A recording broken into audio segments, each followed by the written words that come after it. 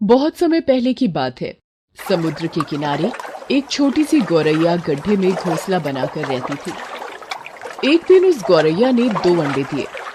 सुबह हो गई है, मैं दाना चुग कर आती हूँ, तब तक मेरे अंडे यही हैं। यहाँ भला किसको पता मैंने 2 अंडे दिए हैं। मैं जल्दी से दाना चुग कर आ जाऊंगी। गौरैया दाना चुगने चली जाती है। गौरैया को दाना चुग कर आने में शाम हो जाती है, लेकिन जब वो वापस आती है, अरे मेरे अंडे कहाँ गए? यहाँ तो आसपास कोई भी दिखाई नहीं दे रहा। ये समुद्र मुझे देखकर हंस क्यों रहा है? समुद्र, क्या तुमने मेरे अंडे लिए हैं? फिर तुम हंस क्यों रहे हो? मुझे सच सच बता दो, मेरे अंडे कहाँ हैं? तुमने ही मेरे अंडे चुराए हैं। मेरे अंडे वापस करो। नहीं, मैंने तुम्हारे अंडे नहीं लिए। मैं क्यों भला तुम्हारे अंडे लूंगा? मुझे तुम्हारे अंडे चुराकर भला क्या मिलेगा? मुझे नहीं पता तुम्हारे अंडे कहाँ हैं। मुझे परेशान मत करो। ढूंढ सकती हो तो खुद ढूंढ लो अपने अंडे। समुद्र की बातें सुनकर गौरैया को गुस्सा आने लगा। वो समुद्र से बोली, अगर तुमने मेरे अंडे वापस नहीं किए तो मैं तुम्हें पूरा सुखा दूंगी। एक माँ की ताकत को शायद तुम नहीं जानते। माँ अपने बच्चों पर कोई आंच नहीं आने देती। तू सुखाएगी मुझे? तू पिद्दी सी गौरैया, चल ये कोशिश भी करके देख ले। गौरैया गुस्से में एकटक बहुत देर तक समुद्र को देखती रहती है। समुद्र की आती जाती लहरों के बीच भी वो टस से मस नहीं होती। अब देख समुद्र, मैं तेरा सारा पानी सुखा कर ही दम लूंगी। गौरैया गुस्से में अपनी छोटी सी चोंच में समुद्र का पानी भरती और किनारे पर उड़ेल देती। अरे गौरैया बहन, आज तुम दाना चुगने नहीं आई और तुम ये क्या कर रही हो? मैं समुद्र का पानी सुखाकर अपने अंडे समुद्र से वापस लूंगी।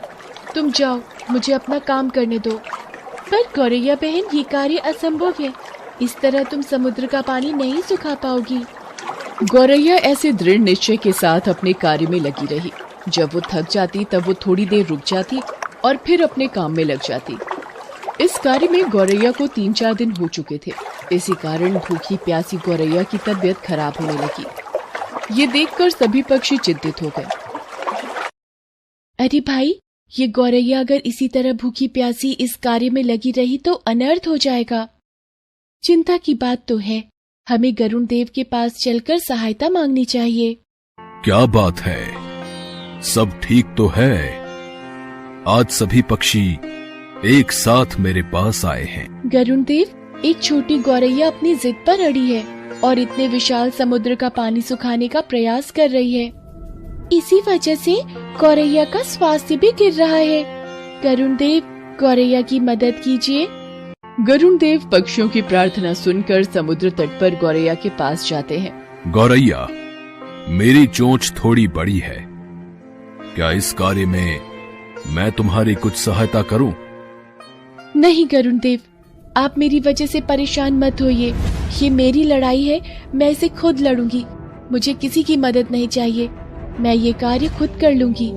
बच्चों की वजह से ये चिड़िया गुस्से में किसी की नहीं सुनेगी। इस वक्त इसके लिए अंडों को ढूंढने से ज्यादा महत्वपूर्ण कोई कार्य नहीं। मुझे भगवान श्री हरि के पास जाना होगा और उनसे विनती करनी होगी। अब वही कुछ कर सकते हैं। पक्षियों के राजा गरुण देव भगवान विष्णु के पास गए और प्रार्थना की। हे नारायण, आपकी जय हो। आओ पक्षीराज गरुड़ देव, किस कारण से आना हुआ? हे प्रभु, आप सृष्टि के रचयिता हैं। अब आप ही कुछ चमत्कार कर सकते हैं। ये नन्ही गौरैया जिद में आकर समुद्र का पानी सुखाने की ठान बैठी है, जो कि संभव नहीं है। गरुड़ देव, ये गौरैया कितने विश्वास के साथ निरंतर अपना कार्य कर रही है। मैं इसकी दृढ़ता देखकर अति प्रसन्न हूं। हे समुद्र देव, आप पीछे हट जाइए और गौरैया को अपने अंडे लेने दीजिए। आज एक माँ अपने बच्चों की रक्षा के लिए कोई भी जोखिम उठाने के लिए तैयार है। इसलिए मैं गौरैया के साथ हूं। आपको पीछे हटना होगा और गौरैया के अंडे उसे लौटाने। जो आज्ञा प्रभु। भगवान विष्णु की आज्ञा अनुसार समुद्र पीछे हट गया और गौरैया ने अपने अंडे निकाल लिए। गौरैया, मुझे माफ कर दो। आज तुम्हारा विश्वास जीत गया। मैंने कर दिखाया, मेरे अंडे मुझे वापस मिल गए। जिस तरह गौरैया का दृढ़ निश्चय सफल हुआ, इससे एक बात साबित होती है, यदि कोई भी व्यक्ति दृढ़ निश्चय कर ले तो असंभव कार्य को पूरा करने में ईश्वर भी उसकी मदद अवश्य करते हैं।